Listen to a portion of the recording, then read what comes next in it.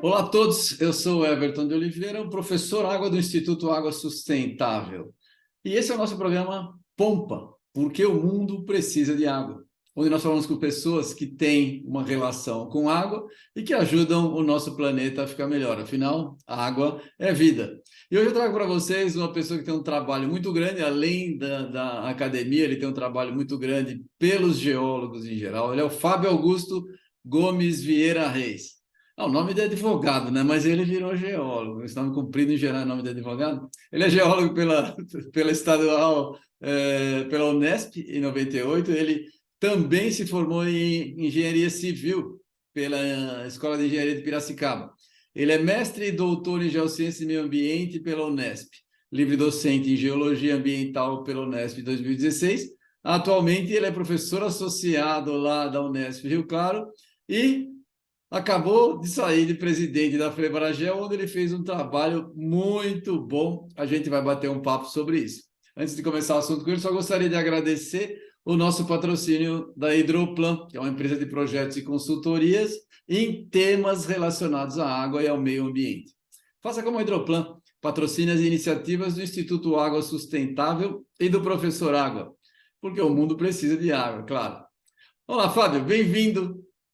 Geólogo e engenheiro civil, e depois ainda pós-graduação. De onde veio tanta vontade de estudar? E como é que você se decidiu pela carreira? Quais foram as decisões que te orientaram na sua vida profissional? Bem-vindo.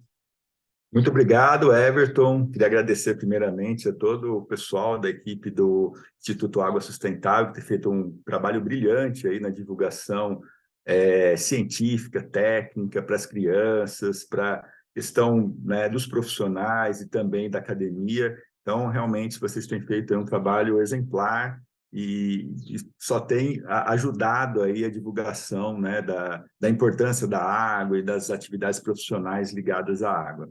Então, boa tarde, boa noite e bom dia, né? Porque hoje, nessas gravações, né, a pessoa pode assistir aí em qualquer momento, né? É um prazer estar aqui com vocês. E a questão, né, principalmente da geologia, a minha profissão, né, primeira que eu escolhi foi geologia. Ela surgiu no ensino médio, né? Não conhecia, antes do ensino médio, eu não conhecia geologia. E a partir de uma atividade que foi realizada na escola que eu fazia segundo colegial, no Vale do Ribeira, né, nas cavernas do Petar, e me atraiu bastante. Fez um trabalho de campo, né, convivência ali com alguns era inclusive o pessoal da biologia, né, que levou a gente.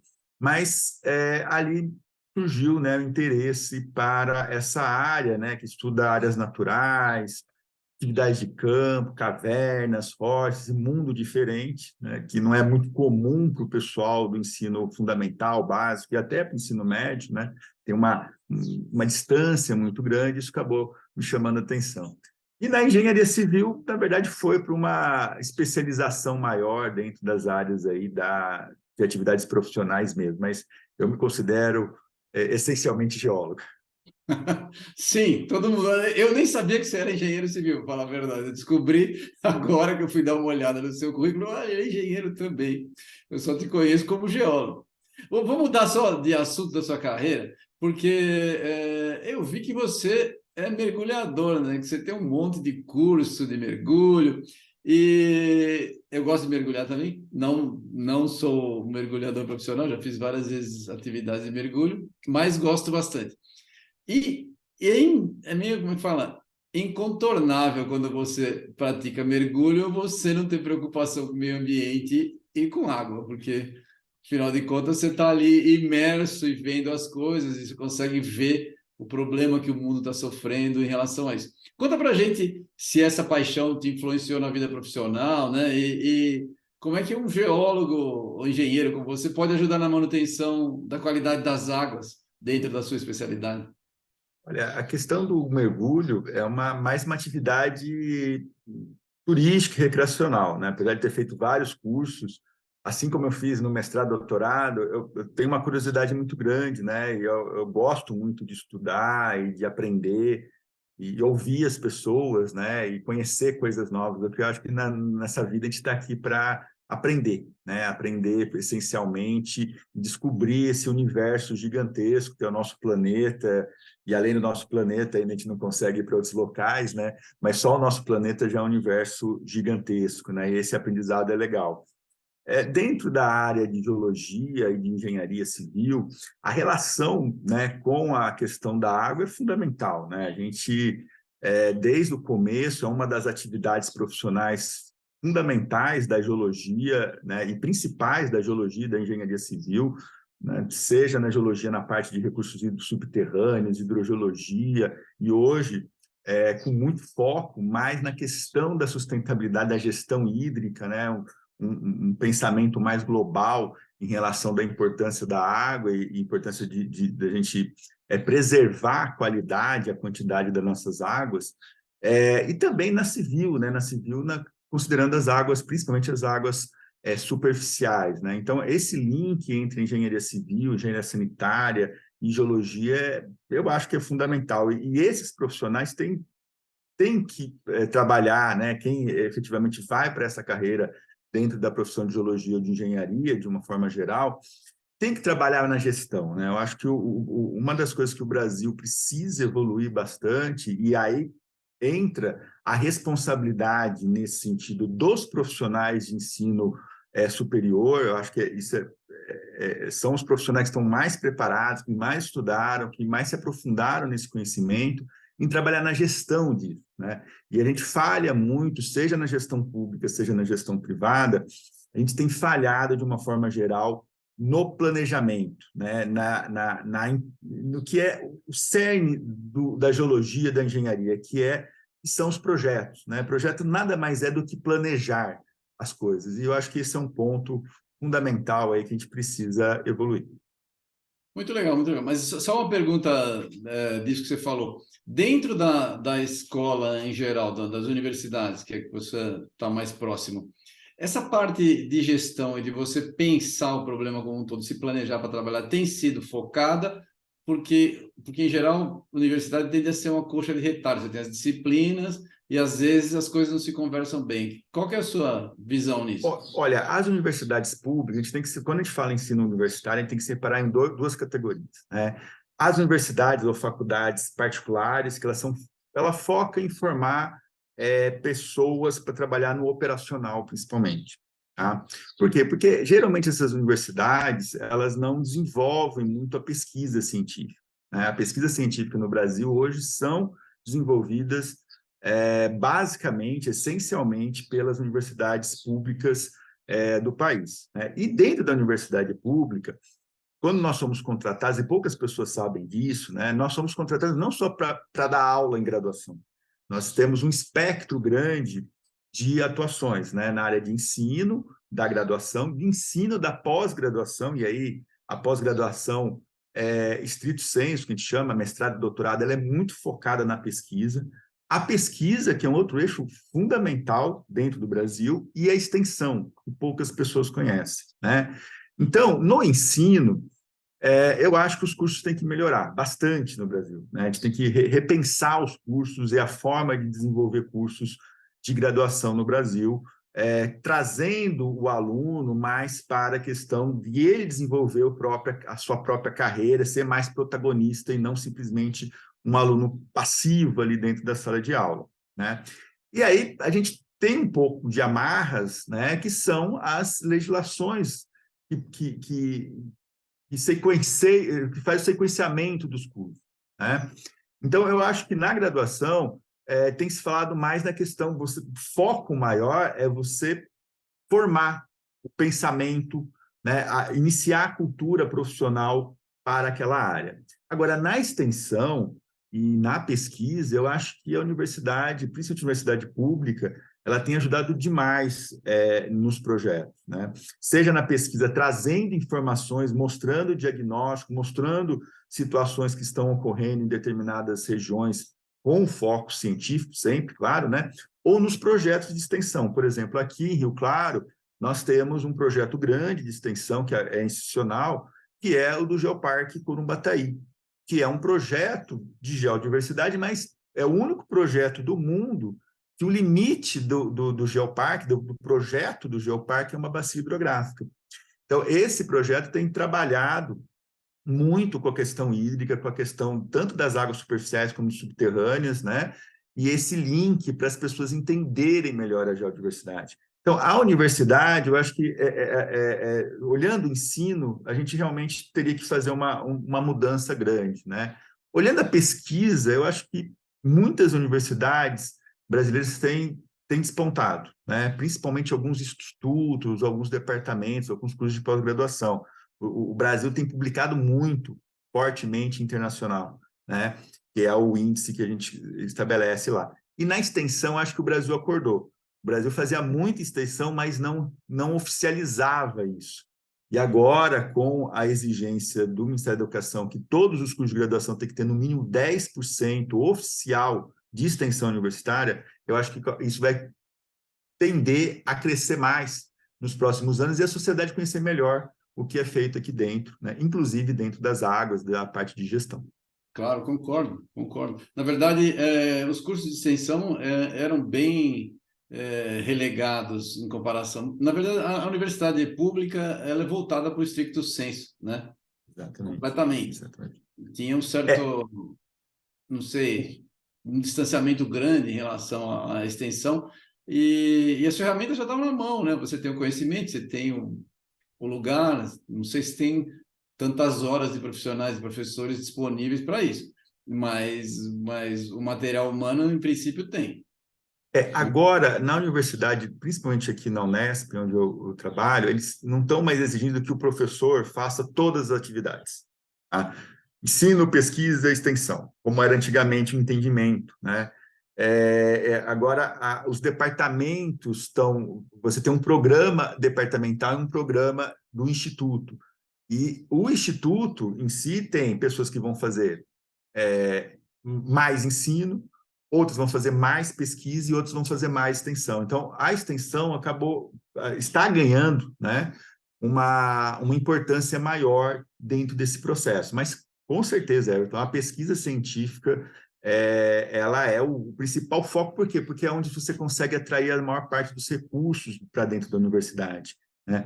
Os recursos eles entram dentro a partir desses grandes projetos de pesquisa. Não só recursos financeiros, mas recursos humanos, né? Humanos, que são fundamentais, né, da Que faz própria andar, formação, né? O pessoal acaba esquecendo disso, né? Uma das formações de ensino nossa é formar pesquisadores, não só pesquisadores, mas também pesquisadores para trabalharem na indústria. A indústria brasileira é uma indústria que tem pouco cientista trabalhando dentro. Você pega os dados mundiais, muitas áreas, né, no mundo, eles têm uma parte dos seus profissionais trabalhando em desenvolvimento tecnológico, desenvolvimento de pesquisa, né? E aqui no Brasil, não. Esses dados, você pega as últimas pesquisas, quem trabalhando com pesquisa e desenvolvimento tecnológico, a grande maioria não tem nem doutorado. Então, você vê que as pessoas que estão trabalhando no Brasil é 70% o dado. 70% das pessoas que trabalham dentro das indústrias de desenvolvimento tecnológico, desenvolvimento científico, não têm doutorado, ou seja, não são formados para pensar que nem cientista. Então, tem um gargalo aí, tem um gap grande que a gente tem que resolver dentro da... Isso faria muito bem para as indústrias, para o desenvolvimento tecnológico brasileiro, inclusive para as águas, né? Eu acho que na gestão Não, de olha, águas seria eu fundamental. tenho certeza disso, Fábio. A gente tem uma das coisas que a gente tem batalhado, eu tenho conversado com vários amigos. Por coincidência, na minha turma, vários geólogos viraram empresários, vários. E a gente vê uma necessidade, né? Eu também sou empresário. A gente vê a necessidade de ter uma formação melhor para os geólogos pensarem o mindset de empresarial, porque ele sai como um cientista e ele sofre para se encaixar na empresa. Porque a empresa falta esse mindset. Se ele já entra pensando em como transformar em negócio o que ele já sabe, o que a empresa sabe, o caminho é pequenininho. E não é uma mudança muito grande dentro do curso de geologia, ou dos cursos superiores em geral. É um pouquinho a mais que faz falta, talvez trazer de fora, porque na minha visão, os professores não têm essa formação. O professor não é empresário em princípio, né? Nem é para ser, não é uma exigência no caso. Mas eu acho que valeria a pena pensar, e tem muita gente que está interessada em fazer. E eu acho que isso, quando eu falei da repensar o ensino no Brasil, um dos pontos, né? Claro que o ensino, acho que ele não tem que ser pautado somente pelo mercado, como não tem que Não, ser pautado somente pela ciência, né? Eu acho que o ensino ele tem que preparar as pessoas, preparar a pessoa para ser um cidadão, né? Acho que esse é o primeiro foco dentro de uma universidade. E, claro, operacionalizar essa pessoa e criar cultura técnica de como você raciocina dentro daquela área, porque cada área da ciência, cada área técnica, profissional, uma forma de você raciocinar, né? De você ver as coisas, inclusive você vê o mundo. Você compara um biólogo, por exemplo, né? Como ele é, eu até brinco, como ele é catequizado dentro de um curso de geologia, e vai comparar, por exemplo, um engenheiro químico, né? São pensamentos e culturas que são aprendidas totalmente diferentes, né?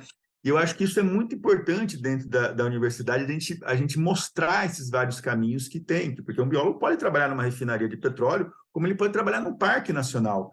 E, teoricamente, ele tem que estar preparado para isso. Mas eu acho que a graduação, o mundo de uma forma geral, ele está exigindo dos cursos de graduação algo que ele não deveria exigir, né? Eu acho que e a gente tem visto isso nos Estados Unidos, na Alemanha, que os caras querem que o profissional já saia sabendo tudo do que ele vai fazer em 3 anos, em várias áreas. E eu acho que o curso de graduação é para mostrar isso, para mostrar, ó, você tem a geologia, você tem todo esse campo profissional e para atuar. E você, né, vai precisar se especializar num desses campos, né? Então, eu acho que o curso de graduação tem que mostrar isso e não formar especialista. Porque eu acho que aonde que está a formação de especialista? Na pós-graduação. E aí o lato sensu é muito importante para a área empresarial. E na graduação, eu acho que a parte de estágio, eu acho que o estágio ainda, apesar de ser meio semestre, eu acho que deveria ser uma carga muito mais elevada. Isso ajudaria bastante. Se a gente tivesse, por exemplo, o aluno fazendo estágio durante 1, 2 anos, né, efetivamente numa empresa, isso ajudaria muito o link com o mercado profissional, né? Então, eu acho que esse é um ponto que agora o mundo está tão rápido, né, que quer formar o cara, um hidrogeólogo, né, com 3 anos de geologia, como a Alemanha faz, entendeu? Aí não tem serviço com hidrogeologia, o cara vai ter que fazer outro curso de graduação, ou vai ter que achar uma mudança, né? é Então, eu verdade, é acho verdade. que Eu concordo, concordo. tem que se adaptar a essas mudanças, né? E os É, próprios cursos também. Acho que os cursos não, mas assim, têm que o curso repensar um pouco. ensina a gente a pensar, é isso. Então você sai dali com capacidade de se adaptar às suas necessidades, é isso. Você, é extremamente, você tem um monte de Exatamente. ferramenta, você não vai ficar especializado em nada, mas você sabe que você pode ir para lá, você pode escolher. Eu concordo, mas pelo menos você já sabe pensar o Já sabe problema pensar. com as ferramentas Uhum. certas, é isso. Eu sou o que o pessoal chama eu defendo o ensino generalista na graduação. Tem gente que defende o ensino Especialista. especializado. Então, por exemplo, o cara sai hidrogeólogo, né? Ele não sai geólogo. Eu acho isso muito perigoso para a pessoa, né? Porque você achar que um jovem, né, que entra com 18 anos na universidade e sai com 22, 23, ele já formar o cara para trabalhar como hidrogeólogo pro resto da vida dele, né? Eu Não, acho eu muito concordo. perigoso e às vezes até uma maldade, né? Quando se faz isso com É uma um pessoa. exagero, é um exagero. Exagero. É um exagero, porque você está numa fase de definição. Eu sou um exemplo disso. Eu saí da Gel, não tinha emprego na Gel na época, estava um mercado péssimo. Eu fui fazer cinema. Fiz 2 anos de cinema, você estava perdido, né? Aí larguei o cinema e voltei depois para pós-graduação, né? Depois de um tempo, voltei para pós-graduação. Porque, pô, você sai, você acha que não é bem aquilo, depois, não, mas, puta, eu gostava bem da escola, né? E essas possibilidades hoje não dá, porque se você sair e vai para um lugar, volta, você vira um loser, né? Você é um cara né? O mercado não te recebe bem. Na época também não recebia bem, mas Mas hoje é mais forte ainda essa história. É complicado. E o mercado ele tem percebido que não adianta, porque as mudanças são tão rápidas no mercado, que você achar que um projeto pedagógico vai acompanhar essas mudanças é muito difícil, né? Então, eu acho que um dos papéis das empresas é exatamente isso, ajudar na formação continuada. E a formação de uma pessoa ela não se dá somente no ensino, na universidade, na escola, ela se dá no dia a dia, na parte prática de você aprender, né, a atividade profissional ali da perfuração, de acompanhar. Vai ter coisas que você vai aprender somente durante o momento da perfuração, durante na hora que você vai analisar um modelo, você vai fazer esse aprofundamento, né? Então, eu acho fundamental e para a própria empresa, né, verificar isso, porque os alunos eles querem isso, eles querem continuar estudando, né? E as empresas, para se manterem no mercado, elas vão ter que oferecer isso, não é não só o salário bom, mas oferecer para a pessoa que ali é um lugar legal dela continuar, um lugar que vai investir nela e etc. Né? Eu acho que esse é um ponto que o mercado também tá entendendo, né? E tem um papel fundamental na formação dos profissionais. Bom, deixa eu fazer uma pergunta para você aqui, que a gente falou logo no começo que você foi presidente da Febragel, acabou de deixar de ser, né? Foi uma excelente gestão, parabéns, eu acompanhei o teu trabalho desde o comecinho, né? É, Obrigado. conta para a gente aí, o que é a Febragel? Porque tem um monte de gente que nem sabe, os geólogos não sabem o que é a Febragel. Exatamente. E para que É, serve? Né? E como exatamente. presidente, o que pode ser feito pelos geólogos para a melhoria do meio ambiente e das águas em particular? Por favor. Olha, Everton, primeiro, obrigado. Foi um trabalho de equipe, né? Foram 7 anos aí, 6 anos e pouco, na verdade, né? Não chegaram a 7 anos, onde nós conseguimos reorganizar e refundar praticamente a Febragel. A federação, qualquer federação, né, seja de geólogos, como é o nosso caso, Federação Brasileira de Geólogos, como Federação de Engenheiros, etc., ela agrega entidades menores, né? No caso, nossos, entidades estaduais. E no caso da Febragel, que é uma federação profissional, ela agrega os geólogos, as geólogas, as engenheiras geólogas e os engenheiros geólogos. Tá? Então, são esses títulos profissionais que estão dentro do braço da Febragel, que são 12 mil, mais ou menos, profissionais que existem atualmente aí no Brasil, mais uns 3, 4 mil estudantes de geologia, tá? No todo, né? Nos 36, varia aí entre 35, 36, 34, depende do ano, cursos de geologia, mas atualmente são 36 cursos de geologia e 3 de engenharia geológica. Tá? Então, a Febragel foi criada lá em 1978, exatamente quando houve a necessidade dessas entidades de ter uma entidade nacional que representasse, no processo de redemocratização do Brasil, em 78 a gente estava ainda num processo de ditadura, na abertura, representasse os geólogos em nível nacional na parte profissional e não na parte científica. Né? A parte científica a gente já tinha a Sociedade Brasileira de Geologia, que fazia mais esse papel científico. Então, foi criada a federação para organizar essas atividades. Só que teve uma série de problemas né, ao longo do tempo, e a partir de 2017 começamos a fazer essa reformulação completa da Febragel. Criamos eventos, né? Foram mais de 130 eventos em 6 anos, então foi uma loucura. Né? Foram eventos presenciais, foram 2 congressos, né? 10, um novo projeto que a gente criou, que é o Geopolíticas, que é um evento específico para discutir políticas públicas da geodiversidade, da geologia, porque isso não era muito discutido dentro dos congressos científicos das outras entidades. Então, a gente percebeu, a gente tem que começar a trazer o ambiente político, os empresários e o ambiente político para discutir política pública de longo prazo, né? E então o Geopolítica foi criado para isso, para a gente pegar nos mais diversos temas, né? Água subterrânea, água superficial, geodiversidade, geoturismo, geotecnia, etc. Não fazer somente a discussão técnica e científica, mas principalmente fazer a discussão de políticas públicas, discutir políticas públicas nesses vários temas.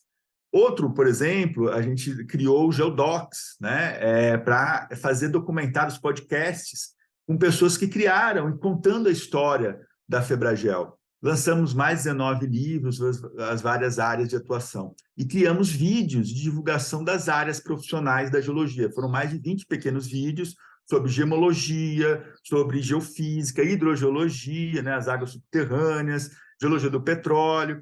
Então, a Febragel ela tem essa função, né? Ela tem essa função de congregar esses profissionais da geologia, tá? E defender esses profissionais da geologia em termos de direitos e deveres, né? Então, a gente atua, por exemplo, no Congresso Nacional, a gente apresentou durante essa gestão um projeto de lei pelo deputado Stefanes do Paraná, para estabelecer direitos que a geologia está há décadas tentando, a gente já conseguiu, né, passar o projeto de lei na Câmara dos Deputados e agora está no Senado, né? Então, vejo que esse é o foco, né? A gente discute políticas públicas dentro dessas assembleias estaduais. Por exemplo, em Mato Grosso, a gente apresentou um projeto de lei junto com a entidade estadual, lá, a GEMAT e Geoclube, para criar uma política de geodiversidade, né? Então, não tem a política de meio ambiente, não tem a política de recursos hídricos, então, tem a política de geodiversidade, buscando ferramentas para que tenha recursos para desenvolvimento de projetos e também, né, a discussão de legislações, né, ou de incentivos para você preservar, por exemplo, um relevo, né, você preservar um afloramento rochoso, né, que muitas vezes as pessoas não dão valor, mas que lá tem uma história geológica importante. Então, esse é o papel da Febragel. Ela atua na parte técnica e científica, mas o foco dela é a atividade profissional, né? A pessoa que está no mercado, que está com os problemas, discutir dentro do sistema Confea-CREA, que é o conselho que regulamenta a profissão de geologia, de geólogo, a gente discutir, né? E a gente tem tido, assim, tivemos ao longo da história vários avanços dentro do sistema Confea-CREA. Por exemplo, a parte de água subterrânea, ela não está na nossa lei. Ela foi conseguida através de uma decisão normativa lá atrás, né? Uma DN, né? Uma decisão normativa para estabelecer que os geólogos são, né, os profissionais principais para atuação nessa área. E a gente vai fazendo isso, estamos discutindo agora a geodiversidade, temos discussões sobre a paleontologia, né? Quem que atua na paleontologia, o biólogo ou o geólogo? Na verdade, os dois, né? Então, só que são áreas de interface. Então, a Febragel auxilia nesse processo de discussão, né, da interface entre profissões, por exemplo, na geotecnia com os engenheiros civis, na água subterrânea com os engenheiros civis, os agrônomos, os ambientais, os sanitaristas com os biólogos, né? Então, sim, essa é a função principal aí da federação.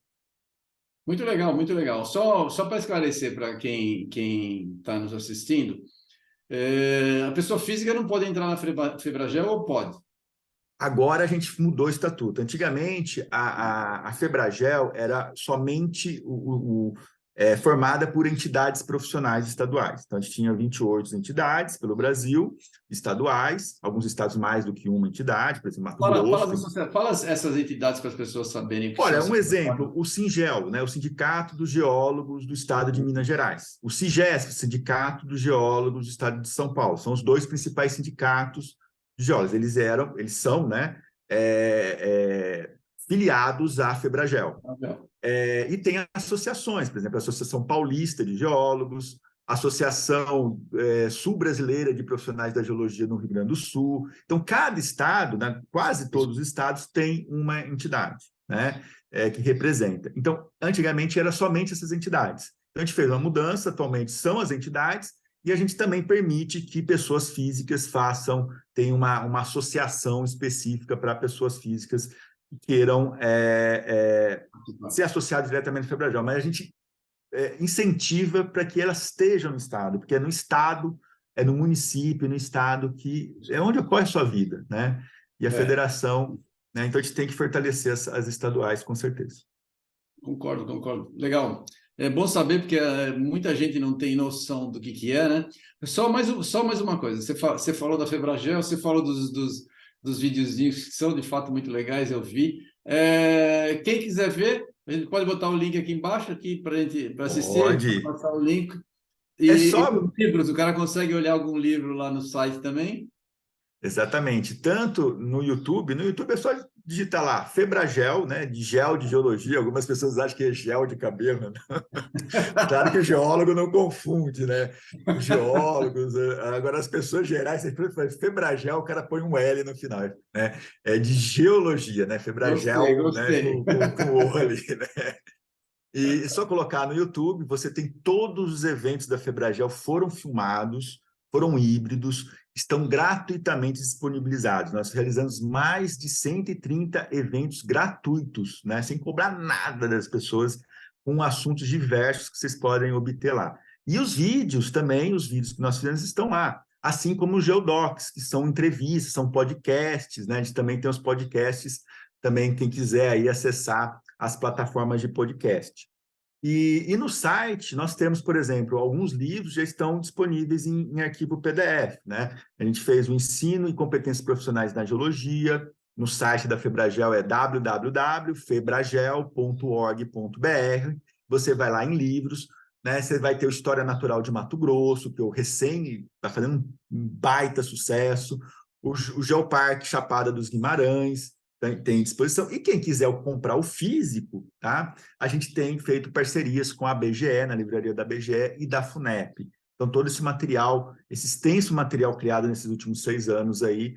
Então, nos últimos 6 anos, a gente tem feito um trabalho, Everton, realmente para mostrar a Febragel para a sociedade, né? Como você falou, as pessoas, muita gente não conhecia e ainda não continua conhecendo, né? Apesar de tudo isso que a gente fez, né?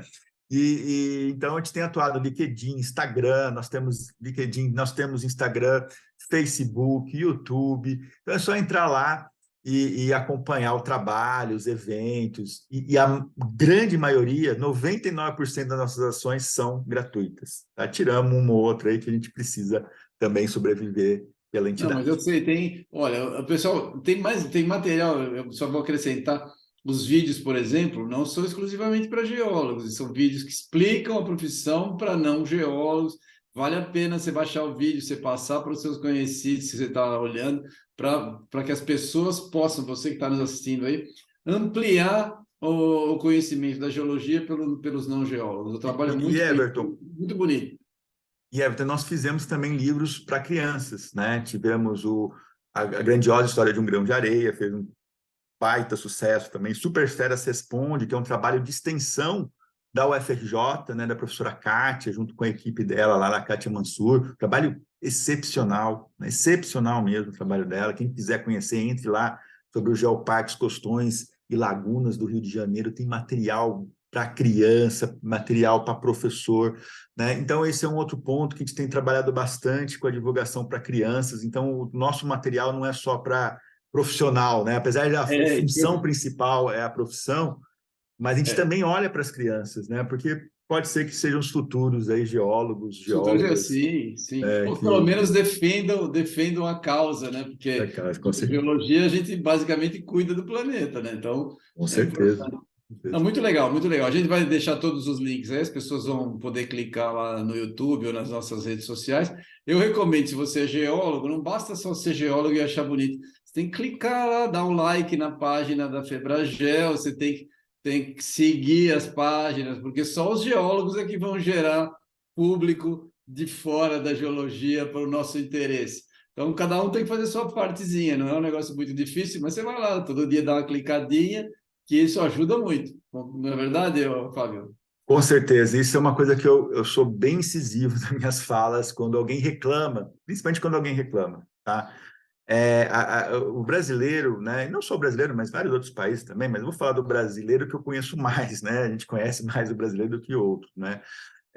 Mas de uma forma geral, a gente, e principalmente com as redes sociais, a gente costuma só de reclamar, né? Eu acho que reclamar é importante, mas mais importante do que reclamar é você falar o que eu posso fazer para mudar aquilo, né?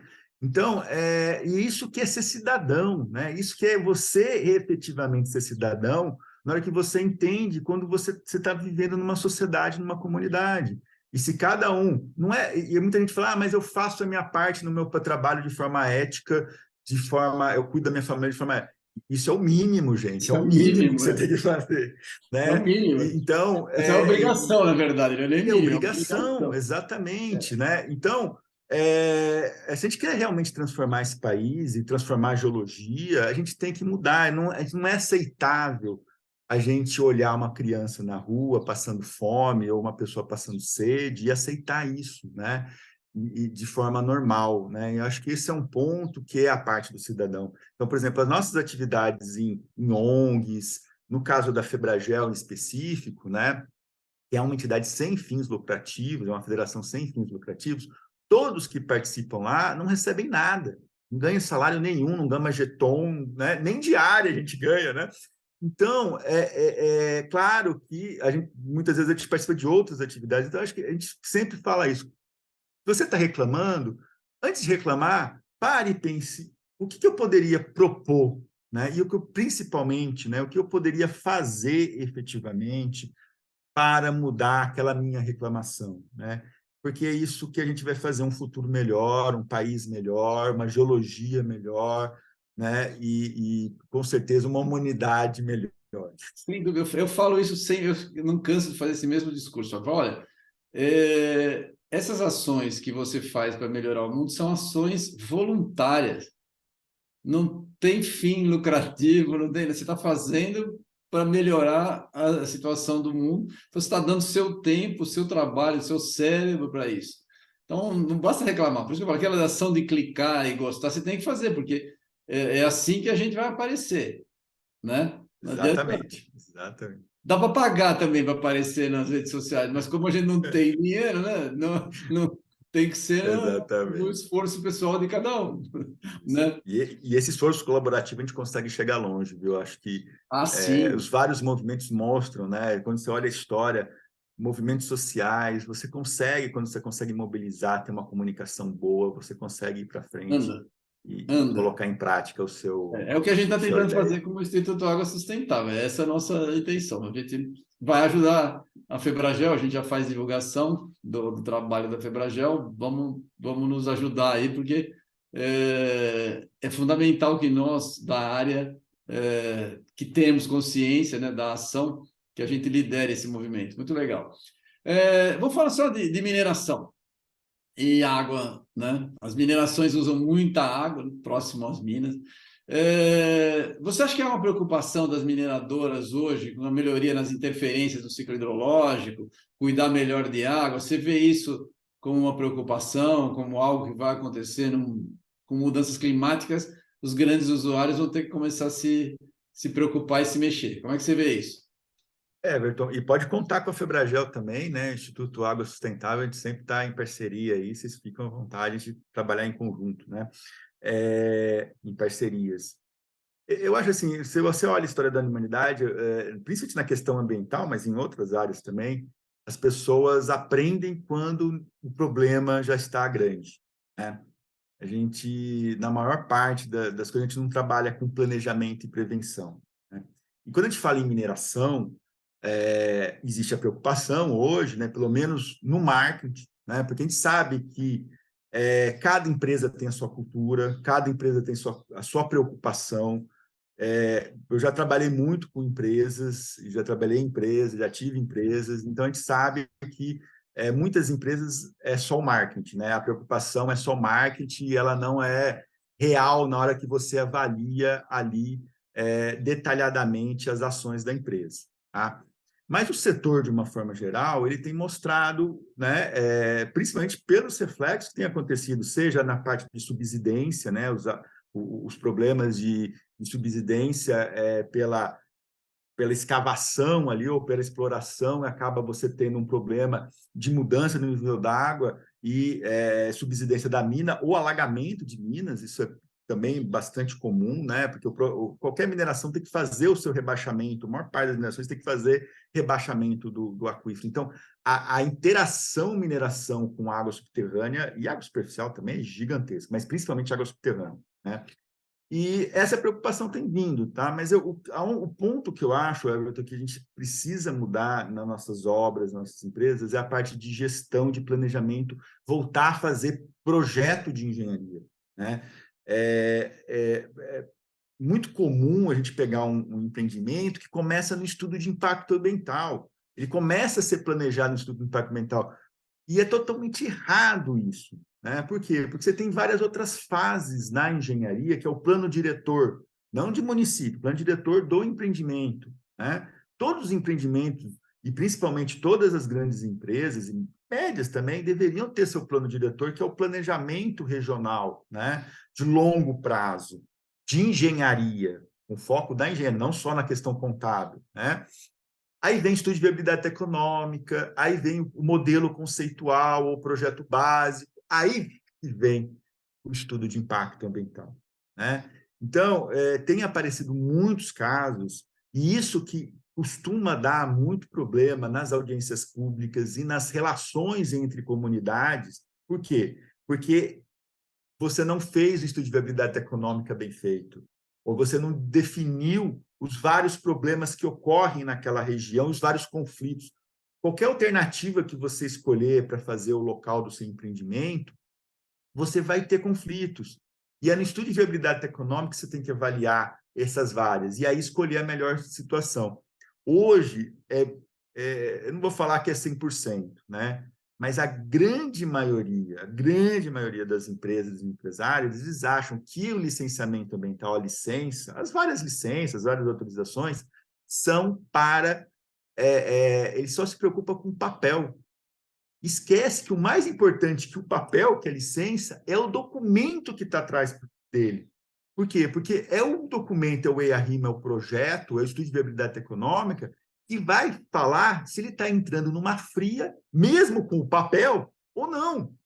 Então, o empresário tem que começar a ver que, quando ele faz o estudo de viabilidade econômica, quando ele faz o estudo de impacto ambiental, quando ele faz o projeto bem feito, é dinheiro, ali tem um valor gigantesco, não só o valor que ele pagou pelo projeto, né, porque ali é uma idealização, muitas vezes multidisciplinar, do conceito de empreendimento, mas o lucro dele e a sustentabilidade financeira está nesses projetos, né? Olha o absurdo que a gente vê hoje em dia. O Brasil começou a se preocupar em fechamento de empreendimentos, né? No caso da mineração específica, recentemente. Agora que o pessoal está discutindo que vai ter que fechar barragem de rejeito. Gente, será que... Esperou Cadê os cair, né? projetos? Né? Os projetos anteriores já não perceberam que a mina tem uma vida útil e um dia vai ter que fechar a mineração, e o que fazer, e isso não está contabilizado no lucro da empresa. Então, o que a gente está fazendo? E não só na mineração, a gente está fazendo isso em aterro sanitário, a gente está fazendo isso em obras, a gente está criando passivos. Então, os engenheiros se preocupam no curto prazo e no médio prazo, né, muito focado no seu ganho, do 14º, 15º participações em lucros, né, que ele ganha todo ano, do que ele está olhando aonde ele está levando a empresa. Eu já cheguei a ouvir de pessoas de dentro de grandes empresas, falar, não, esse não é um problema meu. Esse fechamento da mina vai ser daqui a 20, 30 anos, é o problema da próxima geração da empresa. Eu já ouvi isso, né? E acredito que outros profissionais tenham ouvido algo parecido. E isso é o prejuízo, né? Então, a nossa sociedade mundial, não só aqui brasileira, ela atrelou grandes empreendimentos de longo prazo, mineração, rodovias, barragens, né? Perfuração de poços de petróleo, gestão de água, como se fosse algo de gestão no mesmo conceito, né, mas com mais detalhes, como se fosse um bar. Eles gerenciam hoje esses grandes empreendimentos, tirando, claro, as suas complexidades, mas no termo conceitual da palavra, muitas vezes, como se fosse um bar, né, como se fosse um negócio, um restaurante, etc. E a gente perdeu de fazer engenharia. Né? Eu não consigo entender, né? E quando você vê uma mina que tem um plano de fechamento de mina que não é real, claramente você vê que a pessoa está olhando como se fosse um bar de curto prazo, né? De 5 anos, ele não está olhando o longo prazo, né? E isso que tem trazido grandes problemas, não somente econômicos, né? Como é o caso de Maceió, afundamento de 50 mil pessoas, é a maior mobilização do mundo de retiradas de uma área urbana, porque está afundando, né? Você quem sabe, vários bairros de Maceió estão afundando devido à exploração mineral, né? Então, vejam que todo o lucro, possivelmente, que essa empresa ganhou, não todo o lucro, mas uma grande parte do lucro que essa empresa ganhou, Gastar com ela vai ter isso. que gastar agora. E a sociedade vai ter que gastar agora para Claro. resolver esse pepino. E aí vão as barragens, né? E isso é um ponto que, por exemplo, barragem de água é um pouquinho diferente de barragem de rejeito. Barragem de rejeito, ela tem uma vida útil. A barragem de água, ela pode ter uma vida útil, tá? Então, dependendo do uso que você faz dela. Então, são empreendimentos que não podem ser geridos da mesma forma. São empreendimentos diferentes, né? E as pessoas queriam fazer a gestão como se estivesse fazendo uma gestão de barragem de água. Então, a gente tem que retomar isso. Eu acho que o principal é retomar projeto, é planejamento, né, na engenharia, que não envolve somente curto, curtíssimo, curto, médio, né? E principalmente pensar em empreendimentos de longo prazo, né? E as suas consequências futuras. Muito legal, muito legal. Não tem como não concordar com você. Muito, muito interessante. E em áreas urbanas, qual a atuação dos geólogos em relação à água? Você que tem acompanhado, tem muita geologia urbana que o pessoal não vê, né? Fala um pouco aí. Exatamente. Então, o geólogo trabalha, né, na área urbana, seja na prefeitura, ou seja no estado, ou seja em órgãos estaduais, federais ou municipais, fazendo a gestão, né, do território, ou seja, mostrando áreas que não deveriam ser ocupadas, né, devido a questões de escorregamento, inundação, alagamento, né, ou fiscalizando mesmo, né, fiscalizando essas áreas que teriam problemas de ocupação. Pode trabalhar na questão de resíduos, né? Olhando a questão da contaminação do solo, ou pensando no longo prazo no município, onde eu vou colocar meus resíduos, né? O que eu vou fazer com meus resíduos? Então, o geólogo pode ajudar olhando o subsolo do município, se aquele município tem condições, né, de ter um aterro. Tem município que não tem condições de ter um aterro sanitário no seu município, na sua área. Então, ele vai ter que arranjar outra solução. Então, o geólogo ele consegue fazer isso. E na água, abastecimento, com certeza, a gestão do abastecimento público é essencial, mas não é só no abastecimento, na perfuração de poços que o geólogo pode atuar na área urbana, mas também na gestão, né? Por exemplo, em muitas áreas urbanas, você acaba contaminando devido a poços irregulares, atividades mal feitas, né? Obras de engenharia mal implantadas, você pode acabar contaminando e afetando o seu aquífero. Então, mas basicamente você pode trabalhar na modelagem, né, desses recursos hídricos no município, estabelecer cenários futuros, né, de como vai ser a água, tanto superficial, o geólogo, o pessoal da engenharia trabalhando mais na superficial e o geólogo trabalhando na subterrânea, né? E também na questão de riscos geológicos, é uma atividade muito grande que envolve aí, né, ligados aos desastres naturais, escorregamento, inundação, subsidência, né, que não é tão comum, solos colapsíveis que não causam tanto mortes, mas é um prejuízo enorme nas cidades, nas vias urbanas, e os municípios não olham muito, né, mas muito problema de via urbana que a gente tem, nas residências de menor porte, né, nos edifícios de menor porte, associado muito a solos colapsíveis, né? Então, isso é uma vasta participação, né?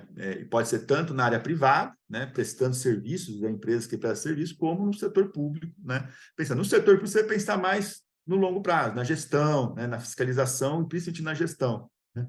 E que o Brasil, Everton, né, aproveitando, também falha na utilização do planejamento da engenharia, né, da sequência da engenharia, envolve a geologia, na gestão territorial, né? É muito comum a gente fazer um empreendimento, uma obra, sem ter gestão territorial antes, né? O ideal era todas as áreas terem gestão, para você saber, esse empreendimento deve ser feito aqui ele vai ter água para se sustentar, né? Então é o contrário, né? O Brasil, em muitas áreas, não tem gestão territorial, e aí você força a gestão de empreendimento. E é por isso que muitas vezes licenças ambientais são dadas descontextualizada da gestão territorial. Por quê? Porque não tem, ou não é bem feita. Quando eu falo de gestão territorial, o pessoal é plano diretor de município, é plano de bacia hidrográfica, plano de gerenciamento costeiro, são todos planos de manejo, são todos documentos que quem deve fazer, né, projetos, quem deve fazer é o setor público em geral, né? Discutir com a sociedade tem que definir, ó, aqui no meu município de Rio Claro é o maior polo cerâmico do mundo, o segundo maior polo cerâmico do mundo, né? Nessa região aqui. Então, isso tem que ser considerado no planejamento territorial, né? E também abastece maior parte do município de Piracicaba. Então, olha o conflito que tem. Então, um dos trabalhos de geólogos, né, na área de mineração, de recursos, né, minerais, aí, né, no caso aqui o argilito, que são as rochas, né, para fazer a indústria cerâmica, com as águas, né? Então, fazer essa discussão é muito importante e ter geólogo fazendo isso é fundamental. Participando, né, dessa discussão é fundamental. Muito legal, muito legal. É bom ouvir você falar. Tô curtindo aqui a conversa, mas o nosso tempo está chegando no final. Eu agradeço demais a sua participação. Eu repito, o trabalho da Febragel ganhou uma nova cara, você está de parabéns. Foi um trabalho muito interessante, você se empenhou bastante. Eu espero que você continue ajudando no grupo da Febragel, porque eu conheço bem como funcionam associações, demora para estruturar, né? Então tem que ter mais gente consciente para poder fazer o grupo andar e ter substituição e ter gente nova para ir tocando. Eu espero que seja um sucesso como foi na sua gestão. Por favor, faça suas considerações finais. Obrigado, Fábio, por participar aqui com a gente. Então, eu tenho a agradecer a Everton e a todo o grupo, né, do Instituto Águas Sustentáveis, a Bruna aí, que está nos bastidores aí ajudando, né, e a toda a equipe de vocês. Realmente é um excelente trabalho que vocês têm feito, e a Febragel vai continuar nesse sentido, né, não somente defendendo os profissionais e discutindo, né, para onde a gente tem que caminhar a geologia. A geologia ela sempre foi uma profissão de aventura. É uma profissão que a gente fez uma pesquisa, a maior parte dos estudantes e profissionais, a gente pesquisou, foram 1.380, mais ou menos, pessoas que responderam o questionário, maior parte escolheu geologia porque ele entende que geologia é aventura, né? Exploração, né? E a gente sempre foi taxado, né, como um explorador, e é muito legal, né? É uma área de exploração mineral, né? Só que a gente tem que reverter, tem que olhar, né, além da exploração, que é muito legal, assim como a biologia tem a sua área de exploração, né? A gente tem que olhar também um outro lado que a gente olhou pouco, que é a conservação, né? A geoconservação. Então, hoje tem crescido muitas atividades profissionais de pessoas que vêm para a geologia e vêm trabalhar com a geologia para trabalhar nessa questão do meio ambiente, de conservação das águas, conservação, né? Como é o Eu caso do aqui. Everton, né? E da Bruna, de Sim. todos aí que trabalham com águas. Então, o perfil da pessoa que quer trabalhar com geologia é esse, geralmente, né? A pessoa que gosta, né, de exatas, mas também gosta de interpretar, porque a geologia é muito interpretativa, mas Isso. gosta tanto da parte de exploração, e agora tem essa outra área que é o geoturismo, a geoconservação, né, e a geoeducação, que são áreas que têm crescido bastante, né? A gente tem feito um trabalho aí para chamar essas pessoas também, né, para a geologia. Mais uma vez, obrigado, Everton, Eu que obrigado, agradeço, Instituto Águas parabéns Sustentáveis. de novo pelo trabalho, muito legal. Se você aí está pensando em ser geólogo, pode virar geólogo, é uma profissão muito legal, como toda profissão tem seus problemas, mas é uma profissão onde você vai se divertir. De fato, tem aventura, sim, tem viagem, você vai conhecer muito da natureza e vai poder ajudar a melhorar o mundo ao seu redor, porque geólogo entende da terra. É isso daí. Obrigado, Fábio. Parabéns de novo pelo trabalho, um excelente trabalho. A gente vai ajudar a divulgar o trabalho da Febragel, como sempre, tá bom? Muito obrigado. Eu que agradeço. Um abraço, Everton.